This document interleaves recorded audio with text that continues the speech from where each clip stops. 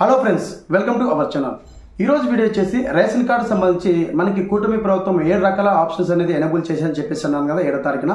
అలాగే 1 by 1 video అనేది మీ ముందుకు తీసుకొచ్చానని చెప్పేసాను కదా. ఇప్పుడు మనం మెంబర్ అడిషన్ చేయడం జరిగింది, అంటే వీడియో అనేది చేయడం జరిగింది. అలాగే అడ్రస్ సంబంధించి రేషన్ కార్డు అడ్రస్ సంబంధించి కూడా వీడియో చేయడం జరిగింది. ఇప్పుడు మనకి వార్నింగ్ ఆధార్ షీడింగ్, అంటే మీ యొక్క రేషన్ కార్డులో ఎవరైతే పేరు ఉందో ఆ పేరు పక్కన ఆధార్ నెంబర్ తప్పుపడి ఉంటుంది కదా, అంటే కరప్షన్ ఆఫ్ వార్నింగ్ ఆధార్ షీడింగ్ అని చెప్పేసి ఆప్షను, అది ఏ విధంగా చేయాలి, ఎలా చేయాలని చెప్పేసి ఈ వీడియోలో మీకు ఏ విధంగా ఆప్షన్స్ ఉంటాయి, ఎలా చేసుకోవాలని చెప్పేసి మీకు లైవ్ డెమోతో టెస్టింగ్ పర్పస్ వీడియోనే చేస్తానండి. సో వీడియో నచ్చితే ఖచ్చితంగా లైక్ చేసి నన్ను సపోర్ట్ చేయండి. అలాగే మీ ఫ్యామిలీస్ అందరికీ షేర్ చేయండి. మీరు లైక్ చేయడం వల్ల ఇన్ఫర్మేషన్ అనేది యూట్యూబ్ 10 మందికి షేర్ చేయడం జరుగుతుంది. తెలియని వాళ్ళు కూడా తెలుసుకుంటారని చెప్పేసి నేను లైక్ చేయని చెప్పేసి అడుగుతున్నాను.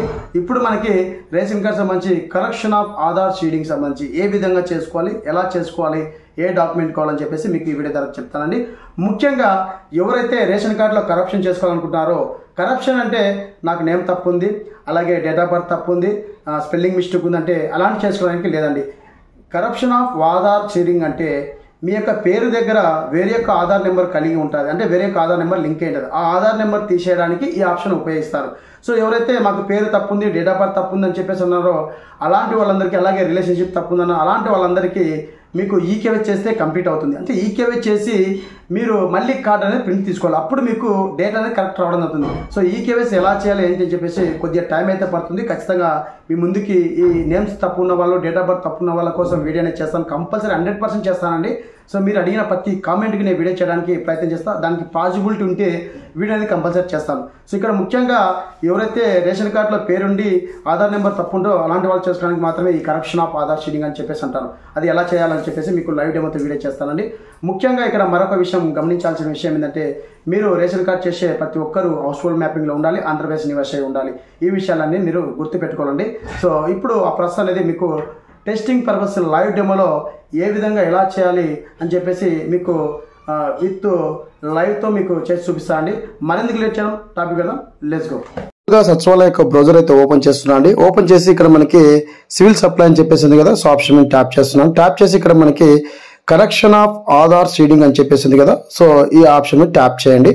సో ఇక్కడ ముఖ్యంగా మీ యొక్క రేషన్ కార్డులో పేరు కరెక్ట్గా ఉండి వేరే ఒక ఆధార్ నెంబర్ పడిన వాళ్ళకి ఈ ఆప్షన్ చేసుకోవడానికి అవకాశం ఉంటుందండి. సో అలా ఎవరికైతే పేరు కరెక్ట్గా ఉండి రేషన్ కార్డులో ఆధార్ నెంబర్ తప్పుందో ఆ ఫ్యామిలీ సంబంధించి హెడ్ ఆఫ్ ది ఫ్యామిలీ ఎవరైతే ఉన్నారో వారి యొక్క ఆధార్ నెంబర్ అనేది ఇక్కడ ఎంటర్ చేసి ప్రివ్యూ ఫిల్ మీద క్లిక్ చేసినట్టునే మనకి బేసిక్ డీటెయిల్స్, అంటే హౌస్ హోల్డ్ డేటాలో ఏ విధంగా ఉన్నాయో అదే విధంగా రావడం అవుతుంది. సో మీరు అప్లికేషన్ చేసేటప్పుడు పేర్లు తప్పున్నాయో లేదని చెప్పేసి ఎడిట్ కూడా చేసుకోండి. ఇక్కడ మనకి అవైలబుల్గా ఉంది ఎడిట్ చేయడానికి. సో ఇక్కడ డీటెయిల్స్ అని ఇచ్చిన తర్వాత అడ్రస్ అయితే అడుగుతుందండి. సో అడ్రస్ అనేది కరెక్ట్గా ఉందా చెక్ చేసుకొని కంటిన్యూ మీద క్లిక్ చేయండి. సో కంటిన్యూ మీద క్లిక్ చేసిన వెంటనే ఇక్కడ మనకి ఫ్యామిలీ ఇన్కమ్ అయితే అడుగుతుంది, అప్లికేషన్ ఫామ్ ప్రాసెస్ అనేది ఉంటుంది. సో ఇక్కడ ఇయర్కి ఎంత అమౌంట్ అని చెప్పేసి అడుగుతుంది, అలాగే మీరు ఏం వర్క్ చేస్తారని చెప్పేసి అడుగుతుంది. అలాగే ఇక్కడ మీ యొక్క విలేజ్ పేరు అయితే మెన్షన్ చేయాల్సి ఉంటుంది. సో మెన్షన్ చేసి గెట్ డీటెయిల్స్ అని క్లిక్ చేసిన వెంటనే మనకి హౌస్ హోల్డ్ డేటాలో ఉంటే మాత్రమే ఈ డేటా అనేది ఓపెన్ అవడం జరుగుతుంది. హౌస్ హోల్డ్ డేటా అంటే ఎక్కడ మ్యాపింగ్ ఉన్నారో అక్కడ మాత్రమే చేసుకోవాలి, వేరే సైట్లో చేసుకోవడానికి అవకాశం ఉండదు అనమాట. సో ఇక్కడ మనకి రైస్ కార్డ్ ఫ్యామిలీ డీటెయిల్స్ రావడం జరుగుతుంది. సో ఇక్కడ ఎవరికైతే మనము ఆధార్ నెంబర్ ఎంటర్ చేసామో ఆ నెంబర్ అనేది మనకి డిజేబుల్డ్ అవ్వడం జరుగుతుంది, అంటే ఎనేబుల్ అవ్వడం జరుగుతుంది. సో ఇక్కడ పేరు, వాళ్ళ యొక్క జెండరు, వాళ్ళ యొక్క రిలేషన్షిప్, వాళ్ళ యొక్క డేట్ ఆఫ్ బర్త్, వాళ్ళకి ఈకేవైస్ ఎందాలి అని చెప్పేసి రావడం. ఇక్కడ ఇద్దరికి ఈకేవైస్ అని చెప్పేసింది. సో ఇక్కడ ఒకరికి ఆధార్ నెంబర్ అనేది తప్పు పడింది, పేరైతే కరెక్ట్ ఉంది, ఆధార్ నెంబర్ అనేది ఇక్కడ లాస్ట్లో ఇచ్చారు చూడండి మనకి. సో ఇక్కడ ఎవరికైతే తప్పు పడిందో ఆ పేరు మీద క్లిక్ చేయాలి. క్లిక్ చేసి అప్డేట్ మెంబర్ డీటెయిల్స్, అంటే ఇప్పుడు మనకు ఆధార్ కార్డ్ తప్పు పడిందని చెప్పేసి పర్సన్ సెలెక్ట్ చేశాం కదా, ఆ పర్సన్ సంబంధించి డీటెయిల్స్ కరెక్ట్ అయినటువంటి ఆధార్ నెంబర్ డీటెయిల్స్ అనేది ఇక్కడ వేయాలి. సో ఇక్కడ ఆధార్ నెంబర్ అనేది ఎంటర్ చేయాలి. ఇక్కడ మనకు తప్పు పడినట్టు ఆధార్ నెంబర్ కాకుండా మీకు ఏదైతే కరెక్ట్ ఉందో ఆ ఆధార్ నెంబర్ ఎంటర్ చేసి ఆధార్లో కరెక్ట్గా ఏ పేరు అయితే ఉందో ఆ పేరు అనేది మెన్షన్ చేయాలి. అలాగే ఆటోమేటిక్ తెలుగు రావడం అవుతుంది. ఇక్కడ మొబైల్ నెంబర్ ఖచ్చితంగా ఇవ్వండి. అలాగే ఇక్కడ మనకి డేట్ ఆఫ్ బర్త్ అనేది అప్లై చేసేటప్పుడు మీ యొక్క ఆధార్ కార్డులో ఏ విధంగా ఉందో అదే విధంగా మెన్షన్ చేయండి. తప్పు చేస్తే మటుకు మళ్ళీ అప్లై చేసుకోవడానికి అవకాశం ఉండదు. అలాగే ఇక్కడ జెండర్ కూడా చాలా మంది కామెంట్లు అడుగుతున్నారు, మీరు అప్లై చేసేటప్పుడు చెప్పండి సచివాలయ ఎంప్లాయీస్కి ఇక్కడ జెండర్ అని కరెక్ట్ చేయండి అని చెప్పేసి చెప్పండి. ఒక్కొక్కసారి మిస్ అవుతుంటారు. సో ఇక్కడ మనకి మేల్ ఫీమేల్ జెండర్ చెప్పేసి, అలాగే రిలేషన్షిప్ కూడా తప్పుగా ఉన్నా కూడా మీకు ఈకేఎస్ అని కాదు. సో రిలేషన్షిప్ కూడా కరెక్ట్ గా ఉండాలి.